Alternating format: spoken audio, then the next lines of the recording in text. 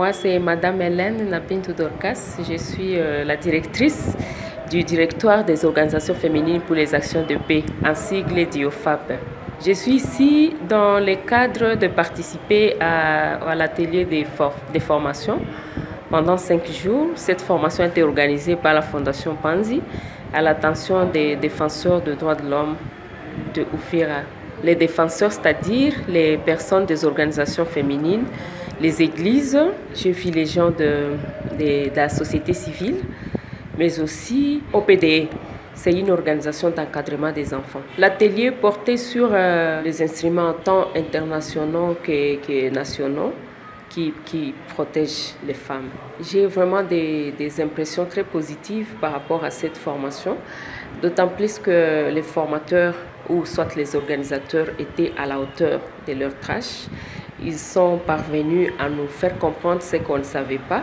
Et ce que j'ai beaucoup aimé, c'est la manière dont ils nous ont enseigné le genre. Ils nous ont montré que le genre n'est pas seulement les femmes et que le genre parlait des hommes et des femmes, des enfants et des adultes. Et cela m'a beaucoup touchée. Ils ont parlé des instruments normatifs. Notamment, ils ont parlé de la Déclaration universelle des droits de l'homme. Ils ont parlé de la résolution 1820. Ils ont parlé de la résolution 1325 du Conseil de sécurité des Nations Unies. Et ils ont parlé de la CEDEF et beaucoup d'autres instruments normatifs. Étant donné que je suis défenseuse des droits de l'homme, je suis aussi gestionnaire ou directrice d'un grand réseau des organisations des femmes et des hommes.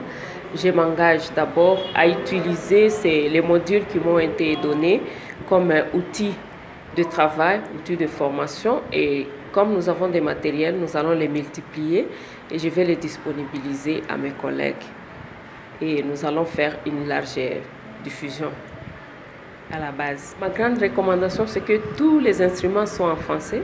Nous sommes dans les milieux très reculés où les gens ne connaissent même pas le français et n'ont pas étudié. Ma grande recommandation, c'est que ces instruments soient en langue locale, en Kiswahili, pour nous permettre de les vulgariser et aussi les disponibiliser à différentes personnes. J'ai vraiment apprécié d'apprendre beaucoup du docteur Mukwege. Je l'attendais seulement que comme réparateur de femmes et j'étais très émue d'apprendre plus de lui. Et je salue vraiment le travail qu'il fait avec les experts qui l'entourent.